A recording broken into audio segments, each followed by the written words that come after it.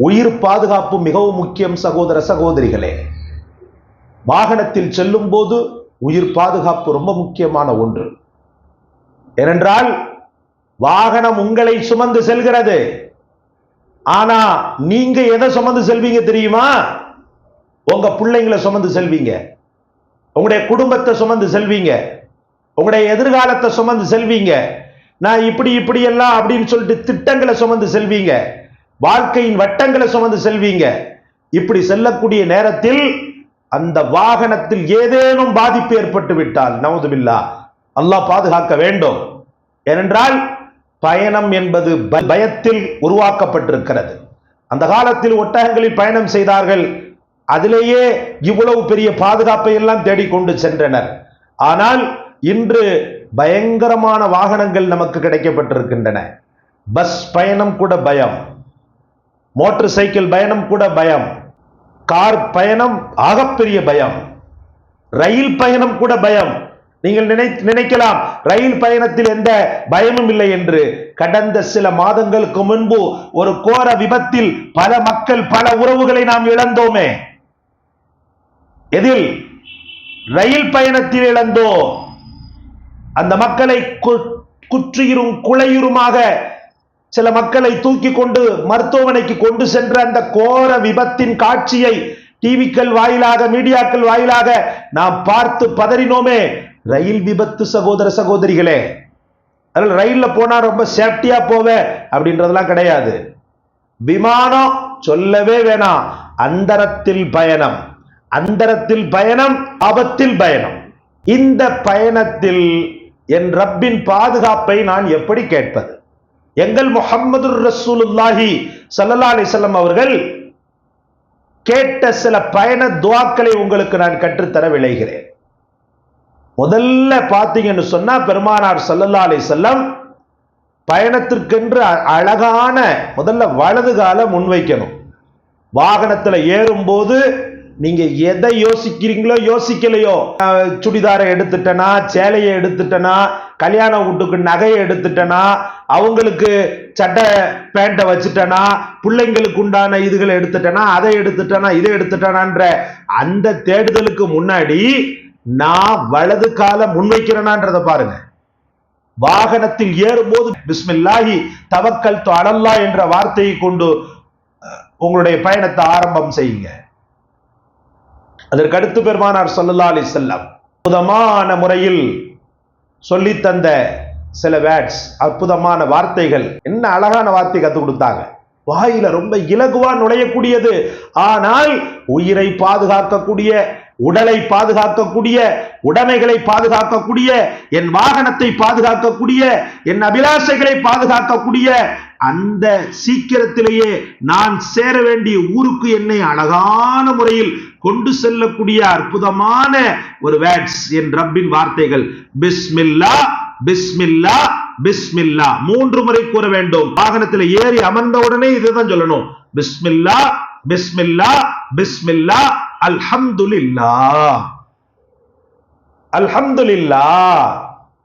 அதற்கடுத்து அல்லாஹ்வின் வேதத்தில் பொன்னெழுத்துக்களால் பொறிக்கப்பட்டிருக்கக்கூடிய அற்புத வார்த்தை, அல்லாஹ் ரப்புல் ஆலமீன் சொன்ன சுப்ஹானல்லதி சஹ்ஹர லனா ஹாதா வமா குன்னா லஹு முக்ரினீன் வ இன்னா இலா ரப்பினா லமுன்கலிபூன். சுப்ஹானல்லதி சஹ்ஹர லனா ஹாதா வமா குன்னா லஹு முக்ரினீன் வ இன்னா இலா ரப்பினா லமுன்கலிபூன். சுப்ஹானல்லதி, ஒருவன் பரிசுத்தமாகி விட்டான். சஹ்ஹர லனா, எங்களுக்கு ரொம்ப லேசாக இலகுவாக தந்தானே. ஹாதா, இந்த ஒரு வாகனத்தை எங்களுக்கு லேசாக தந்தான்.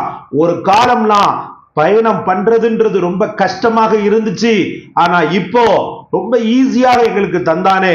அப்படிப்பட்ட பேருபகாரனான பெரும் கருணையாளனான அந்த அல்லாஹ் தூய்மையாகி விட்டான்.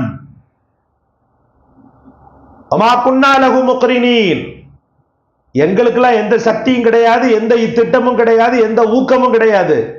எங்களை வச்சு ஒண்ணுமே இல்லை, நாங்கெல்லாம் பலகீனப்பட்ட மக்கள். அவன் தான் எல்லாமே.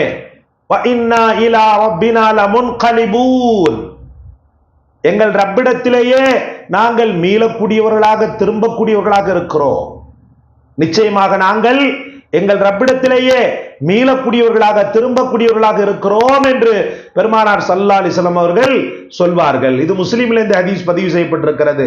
அதுக்கப்புறம் பாத்தீங்கன்னு சொன்னா அல்ஹம்துலில்லாஹ் அல்ஹம்துலில்லாஹ் அல்ஹம்துலில்லாஹ் அல்லாஹு அக்பர் அல்லாஹு அக்பர் அல்லாஹு அக்பர் லா இலாஹ இல்லா அன்த சுப்ஹானக இன்னி கத் ظلمت நஃப்ஸி ஃபக்ஃபிர் லீ ஃபஇன்னஹு லா யக்ஃபிரு ذுனூப இல்லா அன்த் இல்லா அன்த். இத சொல்லிட்டு ரசூலுல்லாஹ் சிரிப்பாங்களாம். ضحك பின்பு சிரிப்பாங்களாம். அந்த சிரித்த முகத்தோடு அந்த பயணத்தை நான் ஆரம்பிக்கின்ற நான், என் பயணம் முடிந்து நான் தாயகம் திரும்பும் போது சிரித்த முகத்தோடே திரும்ப வேண்டும் என்ற பஷாரத்தை எடுத்து சொல்லக்கூடிய விதத்திலே முஹம்மது ரசூலுல்லாஹ் லஹிக சிரிப்பாங்க அப்படின்னு வருது. இந்த ஹதீஸ் திருமதியிலே பதிவு செய்யப்பட்டிருக்கிறது. இதுதான் வாழ்க்கை, இதுதான் வாழ்க்கையின் திட்டம்.